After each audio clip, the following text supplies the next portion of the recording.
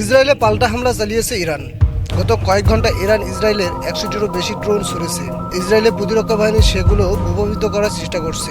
শুক্রবার 13 জুন সকালে এই তথ্য জানায় দ্য টাইমস অফ ইসরায়েল। তবে ইরান থেকে ছোড়া ড্রোনগুলো ইসরায়েলের মাটিতে পৌঁছতে কয়েক ঘন্টা সময় লাগবে। জানা গেছে বৃহস্পতিবার দিবাগত রাত থেকে ইরানে হামলা শুরু করে ইসরায়েল। অপারেশন বাইজিং লায়ন নামের এই অভিযানে এর মধ্যে রাজধানী তেহরান সহ ইরানের বিভিন্ন সামরিক স্থাপনায়, পারমাণু গবেষণা কেন্দ্র ও আবাসিক স্থাপনায় 5 দফা হামলা চালিয়েছে ইহুদি বাহিনী।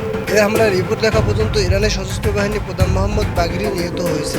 এছাড়াও দেশটির ইসলামী বিপ্লবী গার্ড বাহিনী IRGC প্রধান কমান্ডার হুসাইন সালামি, জ্যেষ্ঠ 2 পরমাণু বিজ্ঞানী ফেরেইদুন আব্বাসি ও মোহাম্মদ মেহেদি তেহরান এবং খাতাম আল আনবিয়া সদর দপ্তরে কমান্ডার এ বিপ্লবী রক্ষা বাহিনীর জ্যেষ্ঠ কর্মকর্তা মেজর জেনারেল গোলাম আলী রশিদ নিহত হয়েছেন।